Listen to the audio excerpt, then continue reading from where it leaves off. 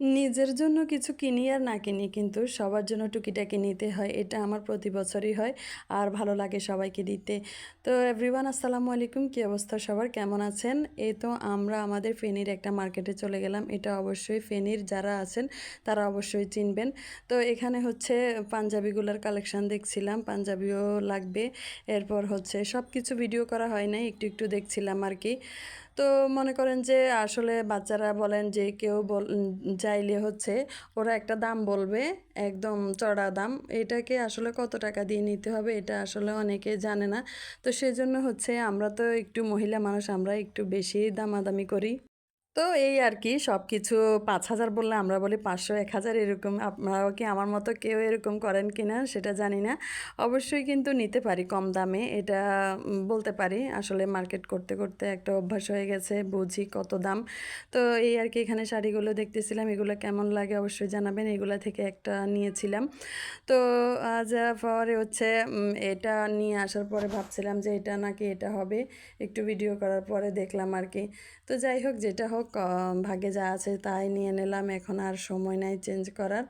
তো এই তো দেখছিলাম কাপড়গুলো হচ্ছে নতুন বের হচ্ছে, এগুলো আমাকে দেখাচ্ছিল ভাই। একটা একটা করে বলতেছে ভিডিও করতেছেন, ভাইকে দেখাবেন নাকি? এই আর কি। তারপর বাসায় আসার সময় একটু কেকের ক্রিমগুলো নিয়ে নিলাম। এগুলো আমার হচ্ছে বাসায় ফ্রোজেন করে রাখি, মাঝে মধ্যে বানাতে যেহেতু হয়। আর এটা হচ্ছে চকলেট। এই চকলেটটা হচ্ছে আমি রাখলে আমার বাচ্চারা খেয়ে ফেলে।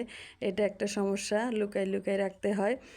তো সবাই একসাথে হলে যা হয় আর কি, সবাই একসাথে খেলাধুলা করতেছে। আর সবাইকে তো ঈদের অগ্রিম শুভেচ্ছা, ঈদের দাওয়াত রইলো। আমাদের বাড়িতে চলে আসবেন সবাই আমাদের ফেনীতে। সবার জন্য শুভকামনা। আর ফেসবুকে কাজ করতে গিয়ে সবার সাথে খুব বেশি কানেক্ট থাকতে পারতেছি না। হচ্ছে কাজে কর্মের জন্য, ঈদের জন্যে।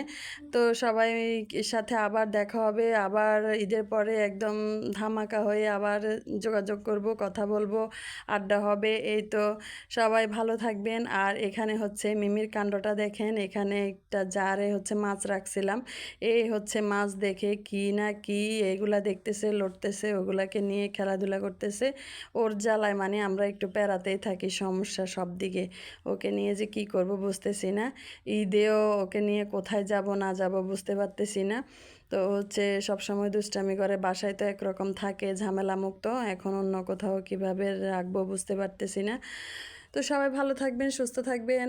সবার জন্য শুভকামনা, আবারও ঈদের শুভেচ্ছা। আল্লাহ হাফেজ, সবাই ভালো থাকবেন। আসসালামু আলাইকুম।